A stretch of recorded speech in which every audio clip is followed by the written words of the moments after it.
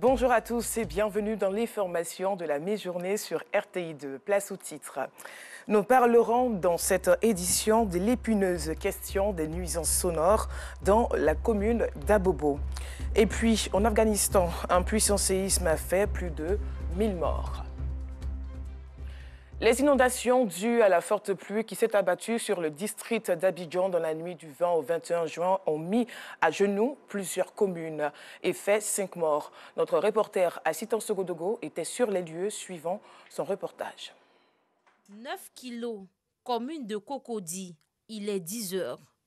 Depuis 3 heures, ce matin, le quartier est sous les eaux. Les voies impraticables, les caniveaux bouchés. Même constat au quartier Seyeux, dans la commune de Benjéville.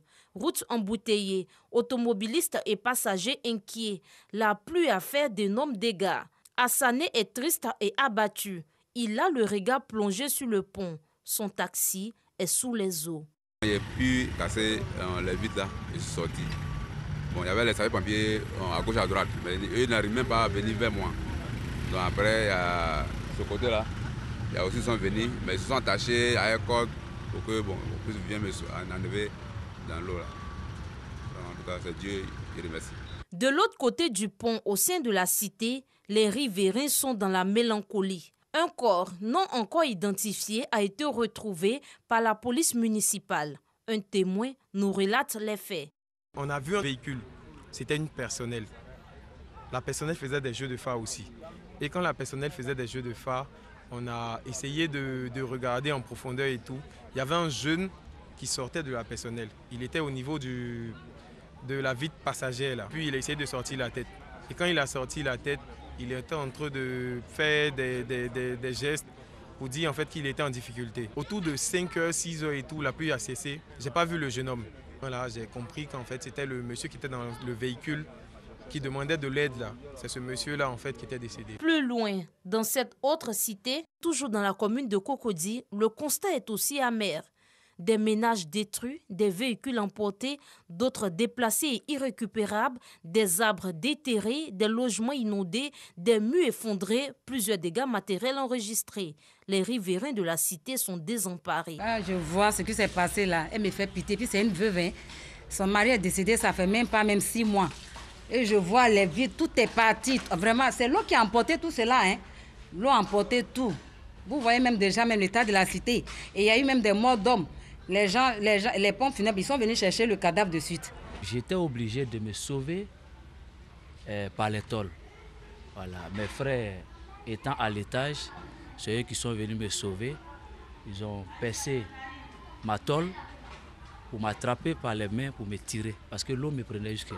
Selon le président du syndicat, la cité a déjà connu plusieurs inondations, mais celle de la nuit dernière est inexplicable. On n'avait pas imaginé que la pluie pouvait prendre cette ampleur-là. Et là, vous-même, vous avez constaté avec nous les dégâts. Le petit pont, disons, qui est là, qui à un moment donné, quand il pleut, qui n'arrive plus vraiment à contenir le flot d'eau.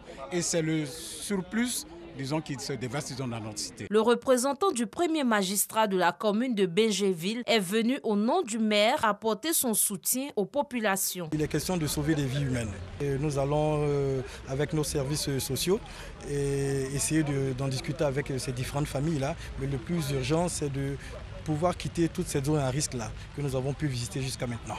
Selon la Sodexam, Société d'exploitation et de développement aéroportuaire, aéronautique et météorologique, la saison des pluies s'étendra jusqu'au mois d'août.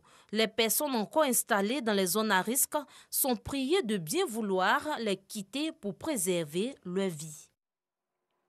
Pour rappel, le jeudi 16 juin dernier, les pluies diluviennes ont fait 6 morts au quartier Mossikro dans la commune d'Atecoupé, portant le bilan à 11 morts. Vigilance, car la saison des pluies ne fait que commencer.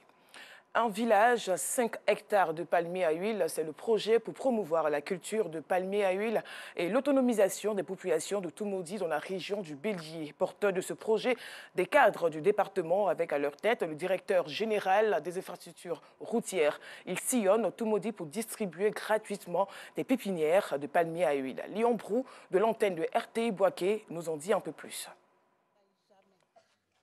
Ils reçoivent gratuitement ces pépinières, chacun pour cultiver cette année même un hectare de palmiers à huile. Ces agriculteurs, 50 au total, soit 5 par village, sont du canton Mamara, dans le département de Toumoudi. Tous sélectionnés par un comité villageois, ils participent dans leurs localités respectives à la mise en œuvre du projet un village à 5 hectares de palmiers à huile. Il n'y a pas assez de grandes forêts pour dire qu'on va faire des champs de cacao, bien des champs de VA. Dans la savane, le palmier est reçu. Donc grâce à ce don-là, on va lever les bras. Moi personnellement, je voulais avoir mon champ de palmier. Et Dieu merci, ce don du DG Germain, vraiment, ça me vient droit au cœur. Nous en prendrons soin pour que vraiment demain, tous les jeunes du Mamla soient autonomes. Un village à 5 hectares de palmiers à huile, la phase pilote de la promotion de la culture de palmiers à huile, un projet des cadres de Toumoudi, conduit par le directeur général des infrastructures routières, Germain Kouakou, du reste soutenu par les élus dont la sénatrice du Bélier explique que c'est un soutien à l'autonomisation des populations. Je demande aux jeunes de suivre son exemple. Il leur a donné du trésor et avec ce trésor-là, ils peuvent réussir. Pour nos parents, pour nos frères, nos petits frères, pour nos enfants. C'est un don, mais un don pour leur bonheur. Donc ils doivent prendre soin de cela pour que ça constitue une réussite pour toute la famille. C'est une culture durante, c'est une culture qui permet de créer de la richesse. Le projet Un village à 5 hectares de palmiers à huile, phase pilote de la promotion de la culture de palmiers à huile pour l'autonomisation des populations, a démarré en 2021 avec 5 cultivateurs par village des sous-préfectures de Yekanou, Pouebo et Angonda dans le département de Toumoudi.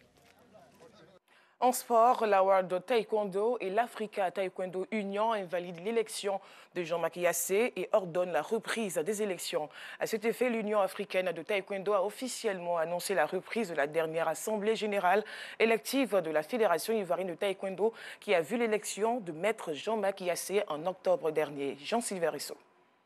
Porté à la tête de la Fédération ivoirienne de Taekwondo, le mandat de Jean-Marc Yassé n'aura duré que 7 mois. Pour cause, la World Taekwondo, représentée par le secrétaire général de l'Union africaine de Taekwondo, invalide l'Assemblée générale élective du 30 octobre dernier et rétablit ainsi l'ancien comité directeur dans ses fonctions. Sur instruction de la World Taekwondo, qui a saisi l'Union africaine de Taekwondo de prendre en fait le relais par rapport à cette décision. Malgré cette décision, le vice-président de l'Union africaine de Taekwondo se veut optimiste et rassurant quant à la reprise du processus électoral. Nous devons saluer cette décision de la World Taekwondo et de l'Union africaine de Taekwondo qui veut que nous allions et que nous ne soyons pas dans des petits querelles qui pénalisent ces jeunes qui souffrent, qui vont à des compétitions et qui espèrent être à Paris. Nous en prenons acte. Le président Jean-Marc Yassé en a pris acte. Il a reçu le secrétaire général à son bureau et il est dans une logique de facilitation pour que tout se passe bien. C'est ça, de la transparence la plus totale. On fait les élections propres pour que le taekwondo ivoirien ne reste pas dans ce bourbier, inutilement. À nouveau aux commandes du taekwondo ivoirien, l'ancien comité directeur, dirigé par Bamba Cheikh Daniel, a 3 mois pour organiser les prochaines élections sous la houlette de l'instance internationale du taekwondo et de la fêtière continentale. Notons que le président de l'Union africaine du taekwondo est attendu à Abidjan dans les jours à venir. Hors de la Côte d'Ivoire, c'est l'un des épineux. Non, c'est la première rencontre plutôt officielle entre 2 hommes depuis la chute de Roch-Marc Christian Kaboré le 24 janvier. Le lieutenant-colonel Paul-Henri Damiba, le chef de la junte au pouvoir au Burkina Faso, a reçu ce mardi 21 juin 2022 les anciens présidents Marc Christian Kaboré et Jean-Baptiste Ouédraogo. Au programme de cette audience, les questions sécuritaires et la conduite de la transition. Cette rencontre marque le début d'une série d'actions envisagées par le président pour une décrispation plutôt de la situation politique. La dépouille de Patrice Lumumba est arrivée ce mercredi en RDC. Ce retour marque le début d'une tournée d'une dizaine de jours à travers le pays. Une occasion pour les populations de rendre enfin hommage au Premier ministre congolais assassiné il y a plus de 61 ans. Le gouvernement Tshisekedi a décrété 3 jours de deuil national. Un séisme d'une magnitude de 5,9 a été fortement ressenti dans le sud-est de l'Afghanistan. Au moins 1000 personnes ont été tuées dans ce tremblement de terre survenu à proximité de la ville de Khost, tout près de la frontière avec le Pakistan. Les autorités craignent que le bilan s'alourdisse. Comme je le disais à l'entame de ce journal, c'est l'un des épineux problèmes auxquels sont confrontées les populations de la commune d'Abobo. Plusieurs maquis sont installés au cœur des quartiers à proximité des habitations. Les populations sont écœurées de l'émission de ces sons à longueur de journée et de nuit. Les élèves, étudiants et les familles se plaignent sans suite favorable à cette situation. C'est le carton rouge présenté par notre reporter Clarisse Cagnala. Commune d'Abobo, quartier Habitat. Difficile pour Okeni et sa famille de vivre dans la paix et la tranquillité. Leur maison est située non loin d'une multitude de maquis et bars. Alors, du bruit, rien que du bruit. Et oui, du bruit sans relâche. Voilà, ça gêne beaucoup, surtout pour la nuit. Bon, il faut dire que moi, je suis arrivé, ça fait 2 ou 3 ans maintenant. Voilà, dans les débuts, franchement, je ne pouvais pas dormir. Voilà, j'étais obligé de faire des nuits blanches. Voilà, souvent même tu es dans la maison, même tu as l'impression que la musique est juste à côté de toi. Bon, mais il faut dire qu'avec le temps, on est obligé de s'adapter à ça. Dans ce quartier, les riverains plongés dans l'amertume disent être contraints de vivre dans ce vacarme. Ils n'ont pas le choix, disent-ils. Ces bruits sortis des bistrots, des caves, des bars et des maquis, alignés et juste dans leur habitation, les empêchent de vivre aisément. Un véritable enfer pour eux. Ils ne savent plus à quel sein c'est voué. À partir de 18h, 18h30, les gens commencent à jouer musique. Si les clients nous appellent, ça nous gêne. Souvent, eux-mêmes disent que s'il vous plaît, il faut diminuer ta poste radio. Alors que ce n'est pas poste radio, c'est le maquis. Nous, on n'a pas dit qu'il ne faut pas ils vont jouer musique, parce que ces musiques-là, ils gagnent l'argent. Mais quand même, eux n'ont qu'à penser à nous aussi. Voisinage, là, c'est très important. Voilà. Peut-être qu'il y a d'autres qui sont malades, il y a d'autres qui sont en problème. Mais on monte la musique là jusqu'à arriver au moment là, vraiment ça gêne. On leur demande souvent de diminuer le son. Ils diminuent, mais comme nous sommes entre 4 maquis, souvent il y a la rivalité qui fait que les gens ils augmentent. Maintenant on n'arrive pas à dormir. Souvent tu veux pas, tu vas danser parce que ton lead même danse et les tôles même aussi font du bruit. Ce qui fait que nous sommes là, on est obligé d'accepter cela, sinon vraiment c'est difficile. Nous, on a l'habitude de prier ici, mais on est obligé de forcer la voix pour pouvoir entendre les sourates, pour pouvoir effectuer notre prière. Bon, on a des difficultés, mais on est là, nous entendons. Les gérants, eux, déclinent toute responsabilité malgré les nombreuses plaintes des riverains. Un maquis, ça a besoin d'une bonne sonorité pour pouvoir retenir la clientèle. On a besoin d'une bonne sonorité, c'est-à-dire il y a la base, il y a tout. Même si tu diminues la musique, mais la base va donner au moins un son qui pourra au moins remuer au moins ceux qui sont à côté. C'est la base des appareils qui font qu'il y a peut-être des soucis à la population, ceux qui sont juste auprès de nous. Nous, on vit de ça. Donc, on va essayer de s'entraider, s'améliorer un peu pour ne pas déranger tout le monde. Bon, en diminuant le son de la musique et en respectant un peu ce que les voisins nous disent, pour ne pas qu'il y ait des histoires entre nous et les voisins. Dans plusieurs quartiers de la commune d'Abobo, le constat est le même. C'est aussi le cas au quartier Étoile. Ici, élèves et étudiants obligés de s'éloigner de leur domicile pour étudier. Ça fait longtemps que nous demandons à ce qu'ils diminuent. On ne peut pas donner obligé d'attendre à 4 heures, se réveiller à 4 heures pour bosser avant d'aller au cours. Moi, je reste à l'école jusqu'à 18h. Quand il finit à 13h, s'il y a cours demain, je reste à l'école pour bosser jusqu'à 17h, puis rentrer à la maison. Les familles affligées et désarmées face à cette situation disent être obligées de subir ces nuisances sonores depuis de longues années. Au début, ce n'était pas facile, mais je me suis habitué. Bon, nous tous, on s'est habitués, donc on fait avec.